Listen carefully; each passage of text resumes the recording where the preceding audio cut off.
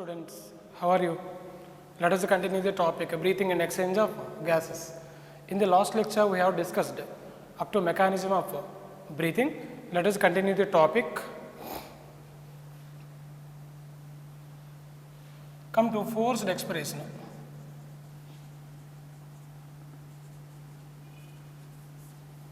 Sometimes we expelling the air forcibly. That is named as a forcible expiration.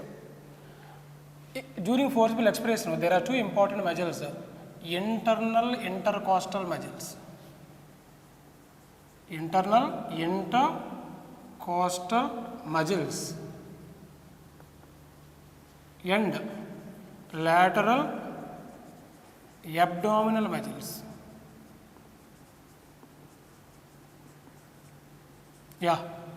Internal intercostal muscles and lateral abdominal muscles play a very important role in forced expiration. These lateral abdominal muscles extend between ribs and abdominal organs.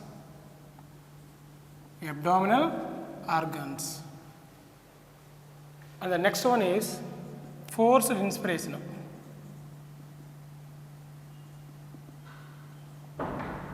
This is forced inspiration, like this. In forced inspiration, there is an important muscle playing a vital role, that is sternocleidomastoid muscle. Sternocleidomastoid muscle play a very important role during forced inspiration. Where does this muscle is located? This muscle has two origins. It is originated from the clavicle and monobreme of the sternum. Sternum has three parts: monobreme, body, and Giffard process. From the monobreme means it is the anterior part of the sternum, and from the clavicle, this muscle arises and extends up to the temporal lobe of the skull. Temporal lobe. So this muscle play a role during forced inspiration.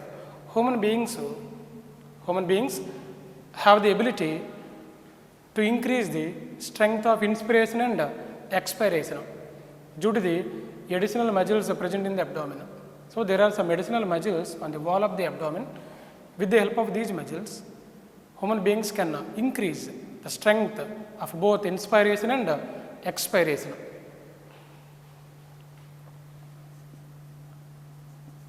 A healthy adult human being can breathe 12 to 16 times per minute. An adult healthy human being breathes 12 to 16 times per minute. The volume of air involved in the breathing movements can be measured by using spirometer. Spirometer is a device or an instrument which is used to measure the volume of air involved in the breathing movements. So the measuring of volume of air involved in the breathing movements, it is of clinical significance.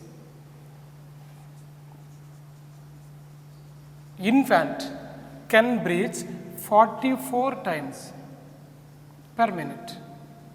A young infant can breathe 44 times per minute. So there is a difference between adult man and young infant. Next part, respiratory volumes. Respiratory volumes and capacities. Respiratory volumes and capacities. This is a very important concept. From this, in every year, one bit is giving from respiratory volumes and capacities in 2017, 18 and 19 also. So we can expect one question from this paragraph. What is meant by respiratory volume?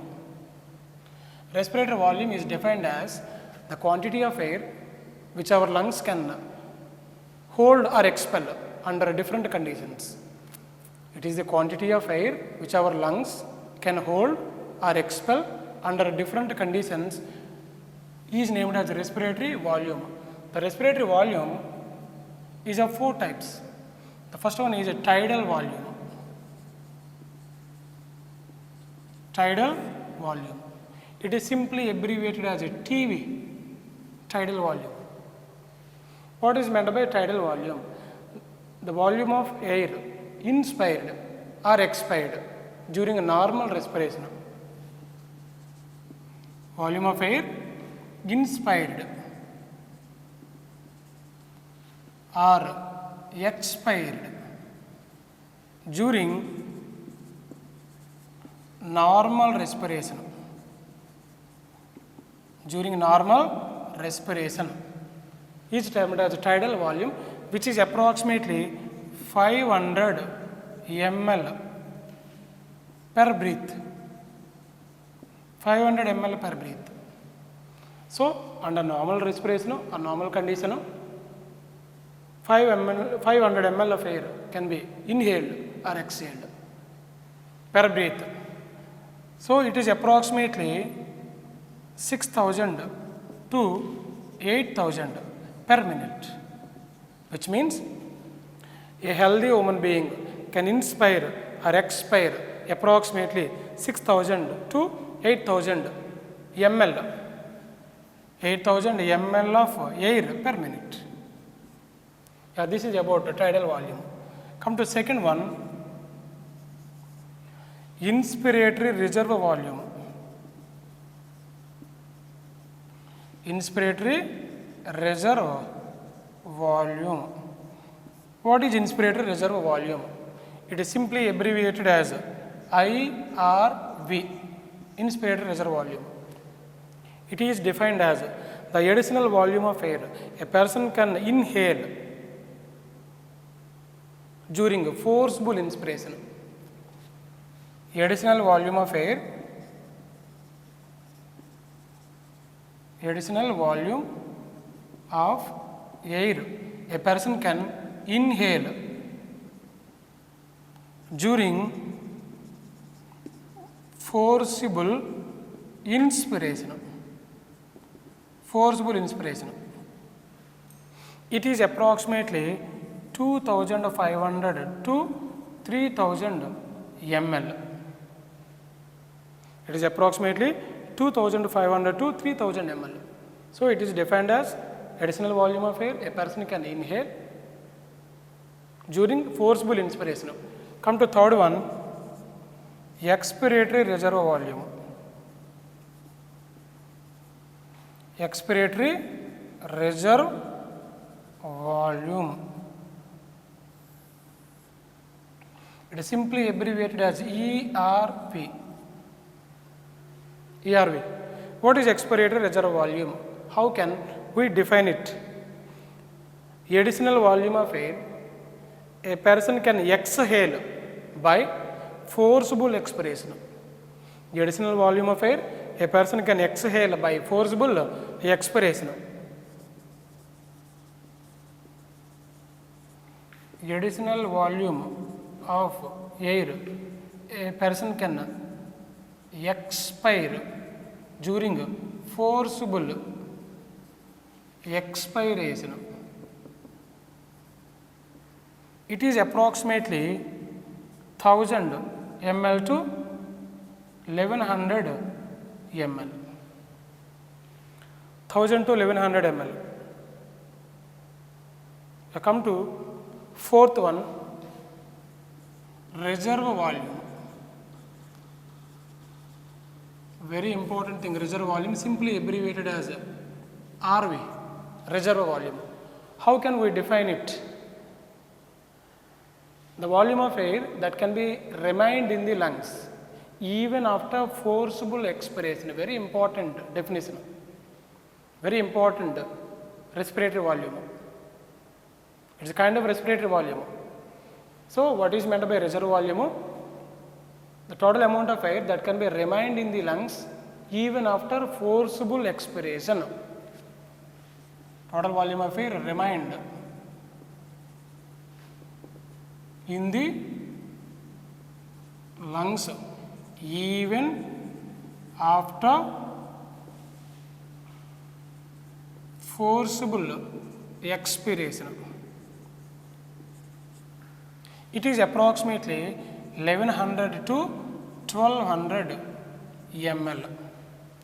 1100 to 1200 ml. You know, the reservoir volume play a very important role in prevention of the collapsing of the lungs. It prevented the lungs from collapsing. Prevented the lungs from collapsing because lungs cannot be empty completely because there is some reservoir volume. Even though we are experiencing forcible expiration, still some amount of air is remained in the lungs. That is nothing but a reservoir volume. It is approximately 1100 to 1200 ml.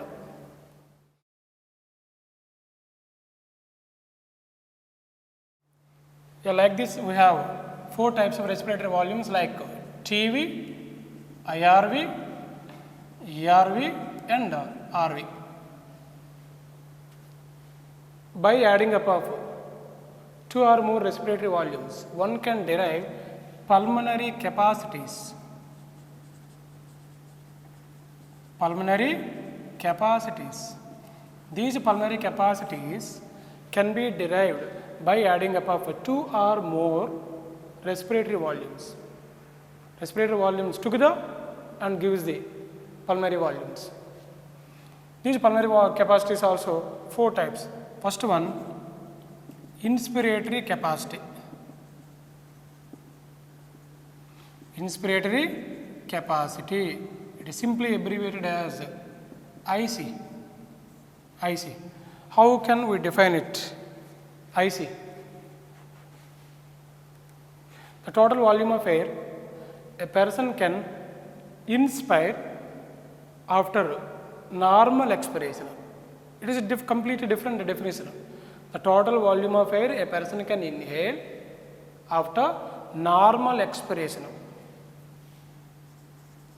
Volume of air a person can inhale after normal expiration. Normal expiration. It is derived by union of 2 respiratory volumes like TV plus IRV.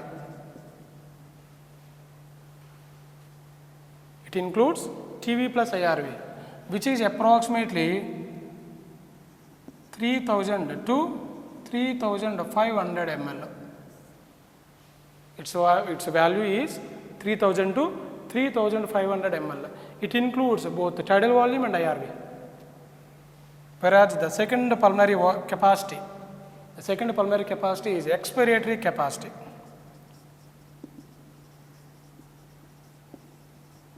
Expiratory capacity, abbreviated as EC, expiratory capacity. How can we define it? Total volume of air a person can exhale after normal inspiration. Opposite saying, it is completely opposite from inspiratory capacity. Total volume of air a person can exhale after normal inspiration. Total volume of air a person can exhale means given out, sent out after normal inspiration. Of normal inspiration. It is after normal expiration, it is after normal inspiration. The total volume of air a person can exhale after normal inspiration. It includes TV plus ERV. TV plus ERV. It is approximately 1500 to 1600 ml. 1500 to 1600 ml. It is approximately 3000 to 3500 ml. Right. Come to the third thing is functional residual capacity. Functional residual capacity. You know your residual volume, this is residual capacity. Simply abbreviated as FRC, FRC. How it can defined? How we can define it? The total volume of air that can be remained in the lungs after normal expiration. But here it is defined as residual volume. The volume of air remained in the lungs even after forcible expiration, but this is after normal expiration. The volume of air that can be remained in the lungs even after normal expiration. Volume of air that can be remained in the lungs after normal expiration. This is after normal expiration, this is after forcible expiration. It includes RV plus ERV, residual volume and expiratory reserve volume, which is approximately 2500 ml. 2500 ml approximately. Vital capacity. Vital capacity, VC. What is vital capacity? The maximum volume of air a person can breathe in. Maximum volume of air a person can breathe in after forced expiration. It can say in opposite manner, the maximum volume of air a person can breathe out after forced inspiration. So, maximum volume of air a person can breathe in. A person can breathe in after forced expiration. After forced expiration. It can say in reverse manner, maximum volume of air a person can breathe out. A person can breathe out after forced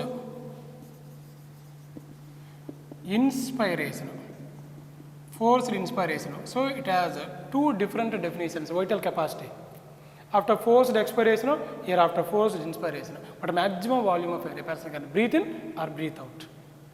Breathe in after forced expiration, breathe out after forced inspiration. It includes, VC includes tidal volume plus IRV plus ERV. So, out of 4 respiratory volumes, 3 TV, IRV, ERV included under vital capacity, but which is absent? Residual volume is absent, which is approximately 3500 to 4500 ml. Vital capacity is very high in athletes, men and taller persons, very low in short people and very lean people. Vital capacity is very high in athletics, men and taller persons, but it is very low in asthmatic people and in lean people and short people. Come to the fifth one, very important one. This is total lung capacity. Total lung capacity abbreviated as TLC. TLC. Total lung capacity. So, inspiratory capacity, expiratory capacity, functional residual capacity and total lung capacity. The total lung capacity is defined as the total volume of air that can be remained in the lungs or that can be accommodated in the lungs after forcible inspiration or by forcible inspiration. Total volume of air that can be accommodated,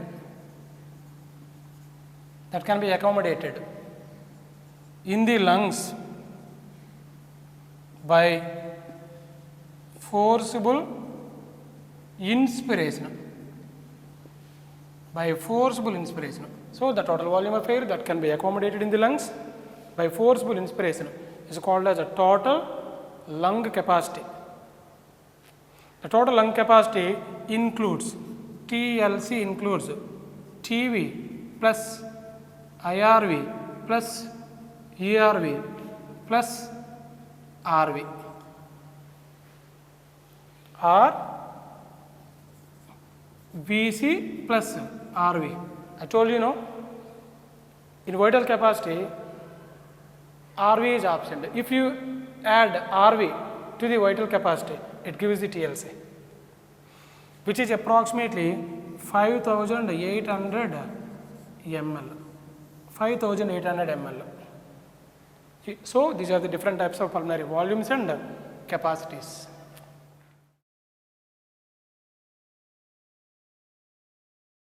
Now we are going to learn respiratory volumes and capacities by using graphical representation. Graphical representation. This graphical representation clearly explains all the respiratory volumes and capacities. Now come to graphical representation of respiratory volumes and capacities. This is tidal volume, TV, tidal volume, and it is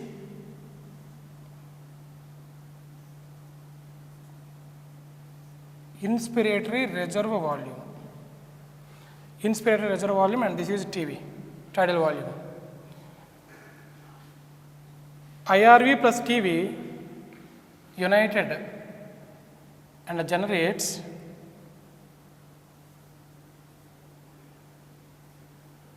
IC, inspiratory capacity. The inspiratory capacity includes both IRV and TV, right? Next, it is expiratory reserve volume, ERV. ERV. Now,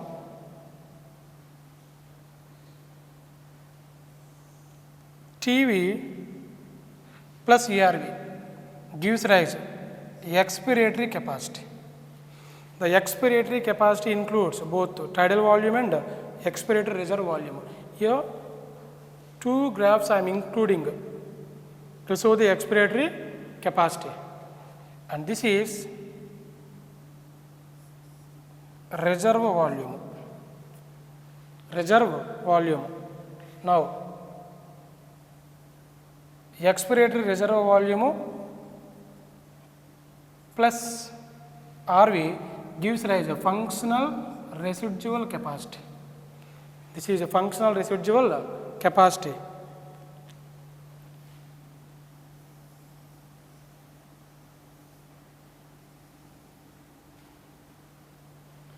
Now this is called vital capacity. What is vital capacity? The vital capacity includes IRV, TV and ERV. The vital capacity includes IRV, TV and ERV. What is the value of vital capacity? Around 3500 to 4500 ml. Now, see this. This is total lung capacity. The total lung capacity includes all the respiratory volumes, IRV, TV, ERV and residual volume. This is the graphical representation of respiratory volumes and capacities, which explains pulmonary volumes and capacities. Pulmonary volumes and capacities together.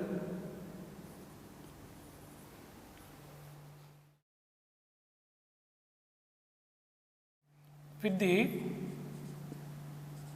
exceptions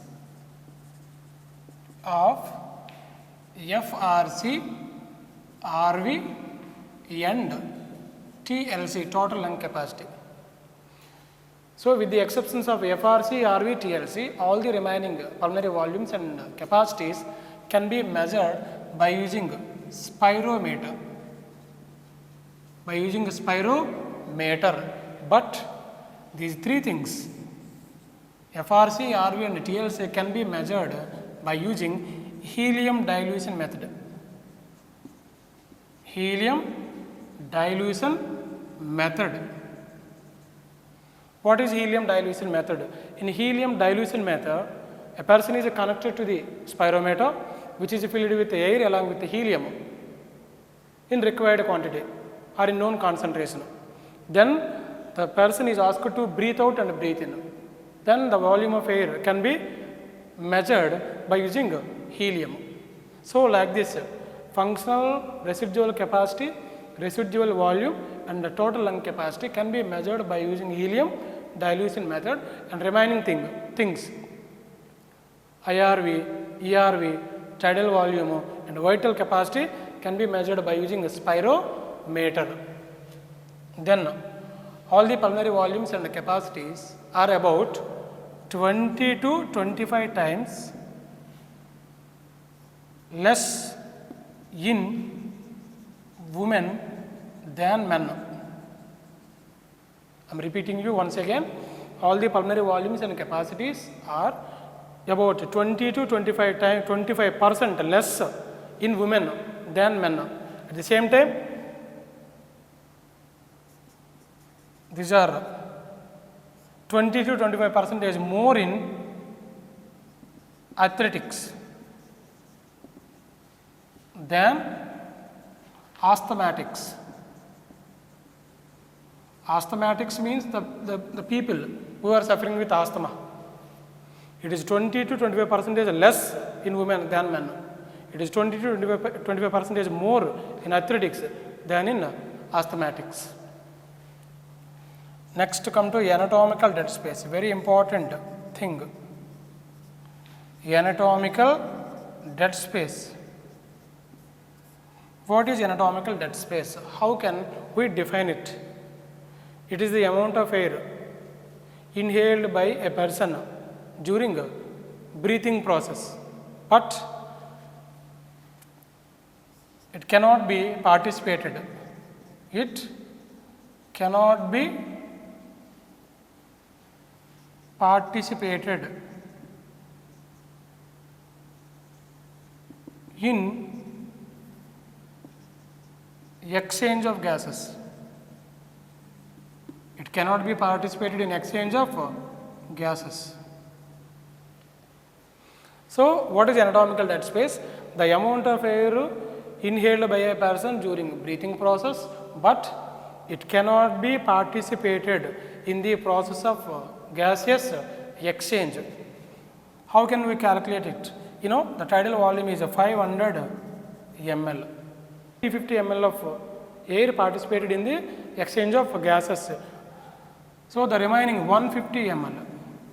Now, 500 minus 350 equal to 150 ml.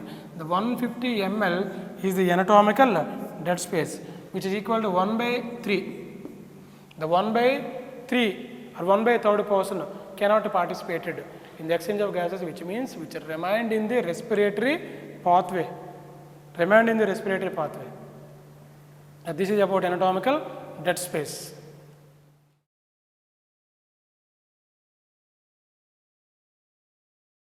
Now, we will have exchange of gases. Exchange of gases. Alveoli are the primary sites of exchange of gases. These are the primary sites. Along with alveoli, exchange of gases also takes place at tissues. Tissue is a group of cells. Actually, blood acts as a medium of transport of gases between alveoli and tissues. So, there are two sites of exchange of gases, but the principal site of exchange of gases is alveoli, and exchange of gases also takes place at tissues.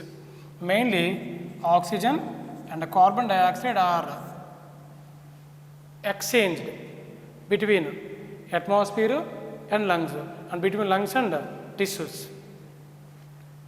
But here the diffusion of gases is regulated by some important factors. These important factors regulate the rate of diffusion.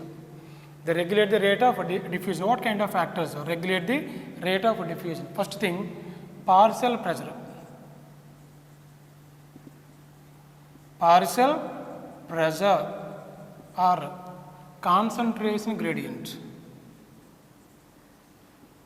Concentration gradient of gases. What is a partial pressure?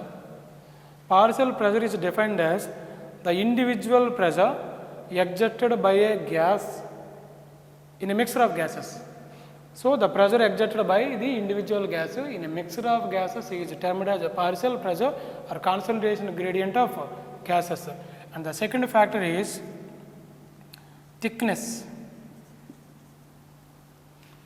of diffusion membrane. Thickness of diffusion membrane. And the third one is distance of diffusion. Distance of diffusion. And the fourth one is solubility of gases. Solubility of gases.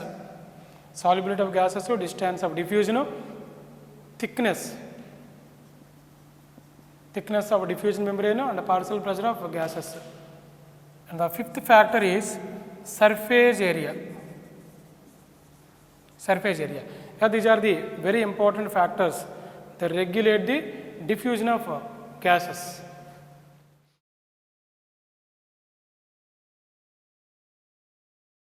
Now, partial pressure of O2 is represented as PO2 and the partial pressure of CO2 is represented as PCO2. Now, I am showing a table which explains the partial pressures of both O2 and CO2 in different parts involved in the diffusion in respect to the atmospheric air.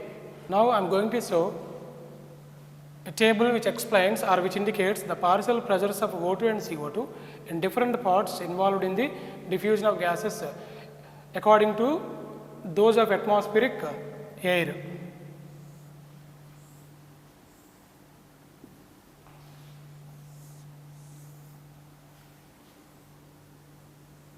Yeah. Respiratory gas. Respiratory gas. Atmospheric air, alveoli, blood, deoxygenated blood, oxygenated, and tissues.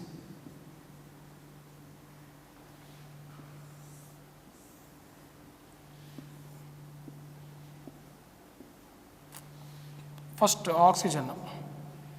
The partial pressure of oxygen in atmosphere is 159 mmHg.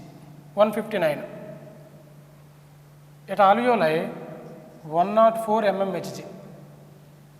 In deoxygenated blood 40 mmHg. In oxygenated blood 45 mmHg. At tissues again 40 mmHg. Carbon dioxide. The percentage of carbon dioxide is 0.3 in atmosphere. In alveoli 40 mmHg. In deoxygenated blood 45 mmHg. In oxygenated blood 40 mmHg. And tissues again 45 mmHg.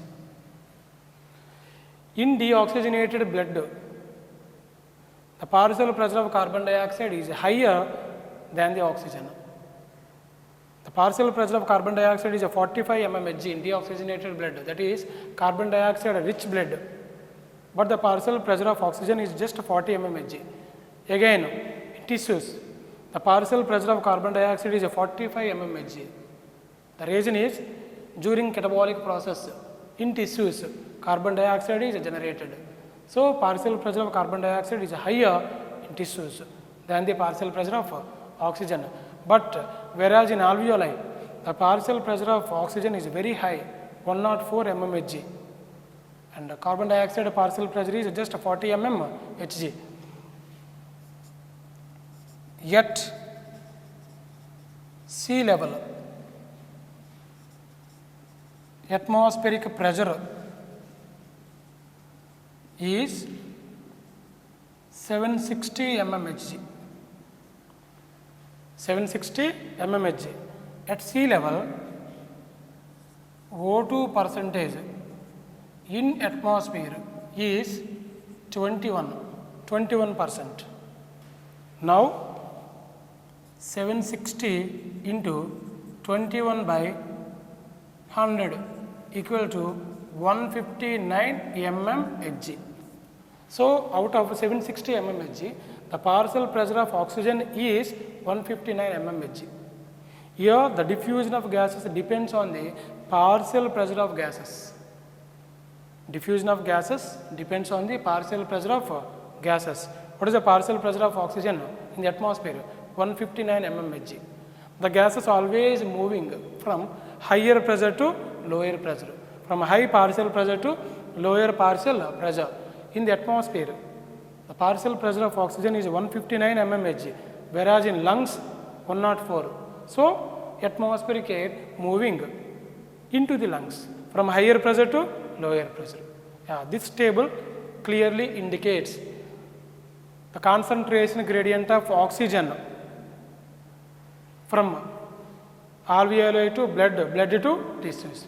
A similar concentration gradient for CO2 also given in opposite direction from tissues to blood to alveoli.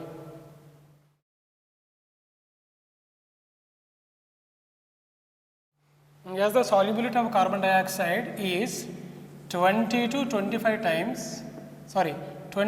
percentage higher than O2, the solubility of carbon dioxide in the blood per unit difference in the partial pressure is higher than the O2. Means, in oxygen transport, only 3% of the oxygen is transported through the plasma, but whereas carbon dioxide is 7%. The 7% of carbon dioxide is transported through the plasma. Only 3% of O2 is transported through the plasma. Means the solubility of carbon dioxide with the plasma is higher. How much percentage? 20 to 25%.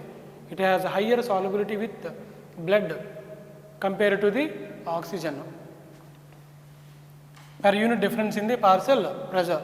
Now come to diffusion membrane.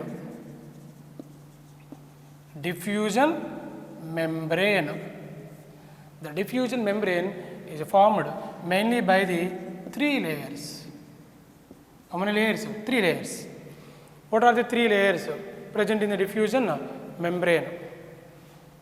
Let us explain with a diagram.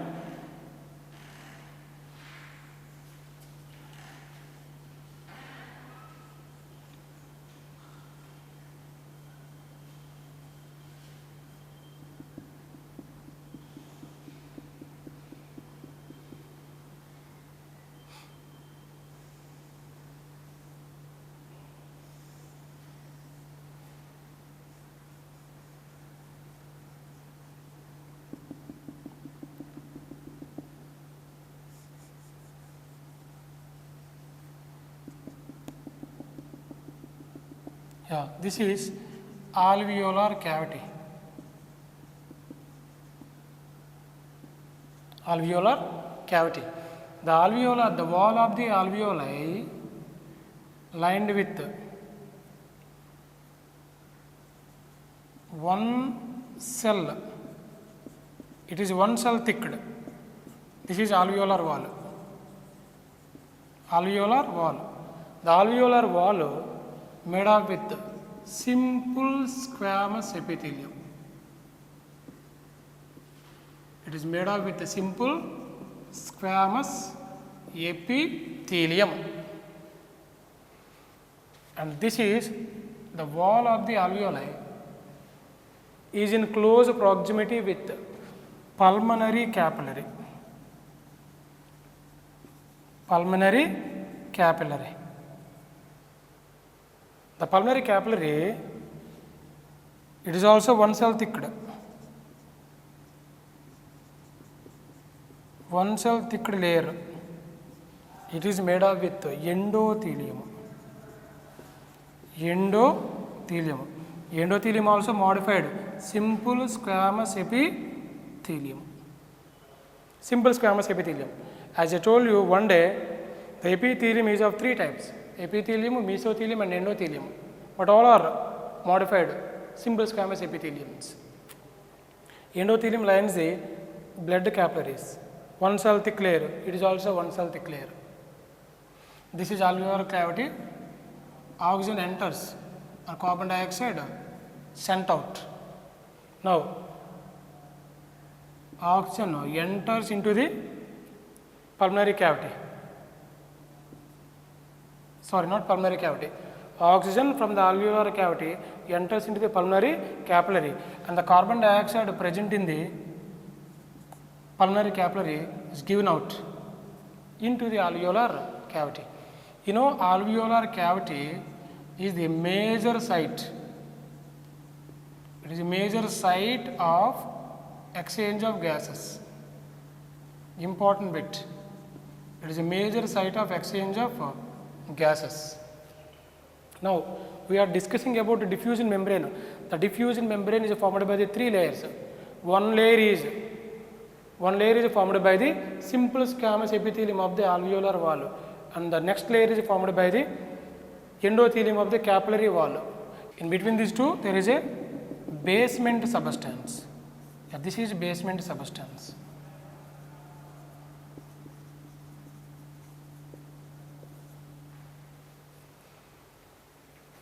So, simple squamous epithelium of the alveolar wall, endothelium of the pulmonary capillary wall, and basement substance. These three structures forms the diffusion membrane. The diffusion membrane, also named as a respiratory surface.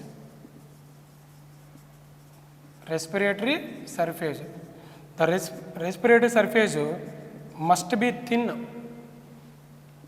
It must be moist and permeable to gases, must be permeable to gases, extensive and highly vascular, and it is highly vascular, and the thickness of the respiratory surface or diffusion membrane is less than micrometer, 1 micrometer or 1 millimeter as per NCERT. The thickness of the respiratory membrane is less than 1 millimeter.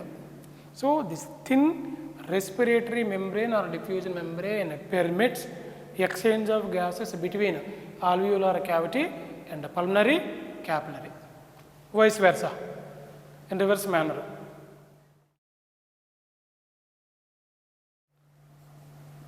Alveoli lined with two types of epithelial cells. Two types of epithelial cells. Type 1 epithelial cells. Type 1 epithelial cells maintain lung surface.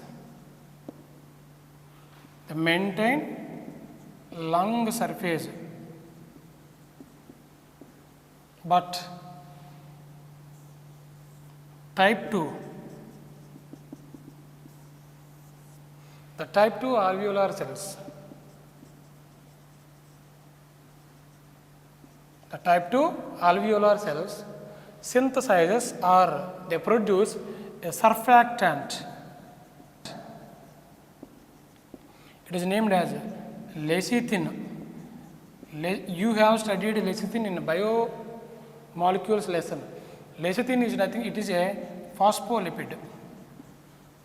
It is a phospholipid, lecithin.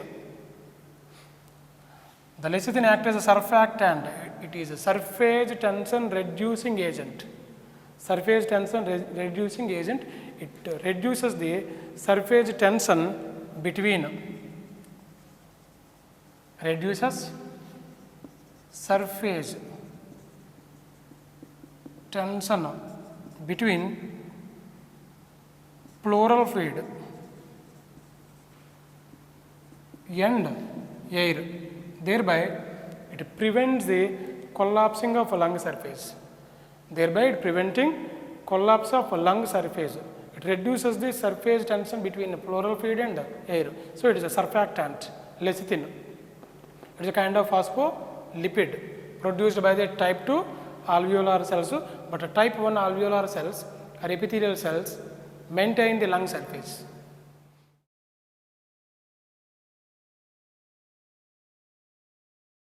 Now we are going to learn diagrammatic representation. Diagrammatic representation. Diagrammatic representation of exchange of gases. Exchange of gases between lungs and body tissues. Lungs and body tissues with blood. With blood and transportation of gases. And transport of gases. Transport of gases.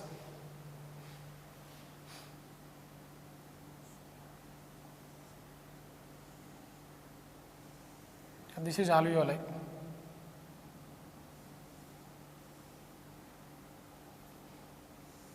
This is a heart.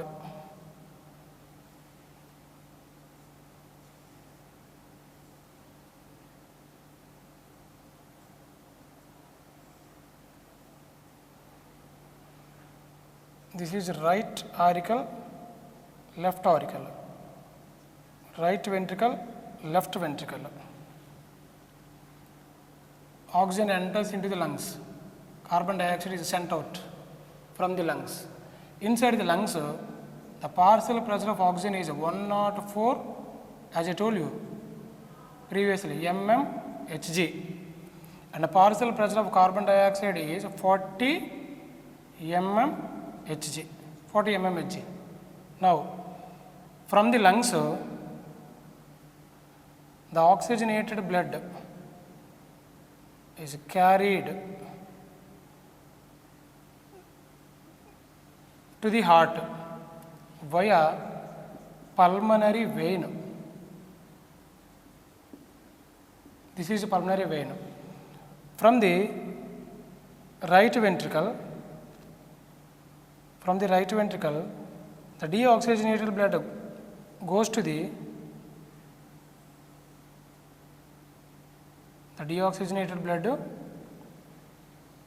lungs via pulmonary artery. Are you listening? The pulmonary artery carries deoxygenated blood from the right ventricle to the lungs for oxygenation. From the lungs, the oxygenated blood collected by the pulmonary vein and sent it to the left auricle. From the left auricle, oxygenated blood goes to left ventricle. From the left ventricle, oxygenated blood is received by systemic artery. Systemic artery. Yeah, this is systemic artery. Systemic artery is the largest artery. The systemic artery carries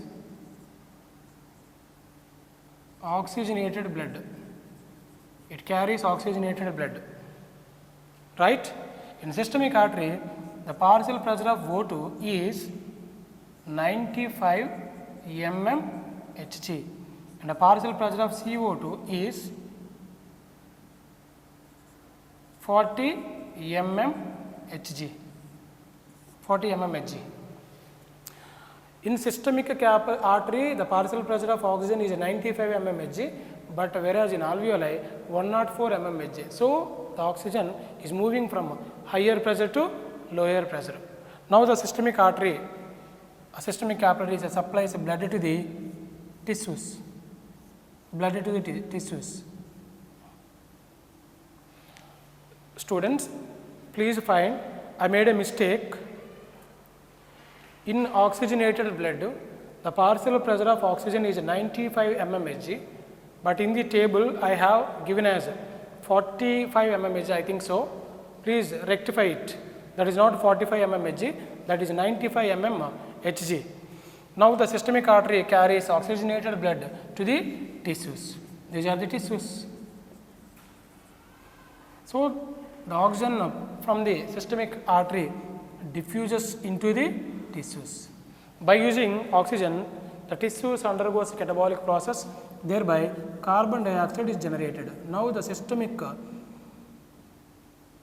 artery continued with systemic vein, or continued as a systemic vein. This is systemic vein. The systemic vein carries deoxygenated blood. It carries deoxygenated blood from tissues to heart, particularly into the right auricle. In the systemic veins, the partial pressure of O2 is 40 mmHg, but the partial pressure of carbon dioxide is 45 mmHg. So in the deoxygenated blood, the partial pressure of oxygen is lesser than the partial pressure of carbon dioxide. So like this, transportation of gases occurs from heart to tissues and from tissues to heart, whereas from heart to lungs, from lungs to heart. At the same time, exchange of gases occurs between lungs and blood vessels. O2 enters and CO2 enters here, CO2 enters into the alveolar cavity. O2 from the alveolar cavity diffuses into the pulmonary vein, but CO2 from the systemic vein diffuses out into the alveolar cavity. This is alveoli. So like this, exchange of gases occurs between alveoli and blood capillaries and tissues. At the same time, transportation of gases from heart to body parts and between heart to lungs. This is the diagrammatic representation of exchange of gases between lungs and the body tissues with blood and transport of gases.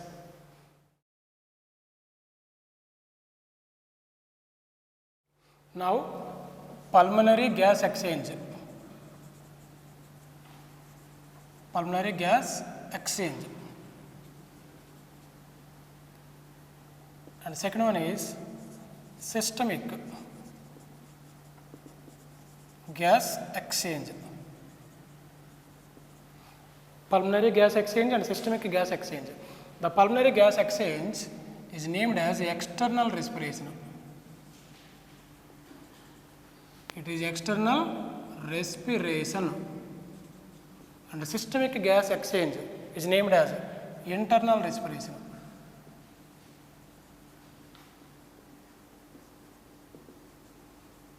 Internal respiration. What is pulmonary gas exchange? The differences in the partial pressure of O2 and CO2 between alveolar air and blood of pulmonary capillaries. The differences are differences in the partial pressure of oxygen and partial pressure of carbon dioxide between the alveolar air and the pulmonary capillaries favors the diffusion of oxygen from alveolar air into the blood of a pulmonary capillary and diffusion of carbon dioxide from pulmonary capillary into the alveoli in opposite manner. This is called as a pulmonary gas exchange. Whereas systemic gas exchange, what is meant by systemic gas exchange? Is it occurs at the cellular level. So it is an internal respiration. The differences in the partial pressure of oxygen and the partial pressure of carbon dioxide between blood in the systemic capillaries and tissues favors the diffusion of oxygen from systemic capillaries into the tissues and diffusion out of carbon dioxide from tissues into the systemic capillaries in opposite direction. This is nothing but systemic gas exchange. The pulmonary gas exchange occurs between alveoli and pulmonary capillaries. And the systemic gas exchange occurs between blood of systemic capillaries and tissues.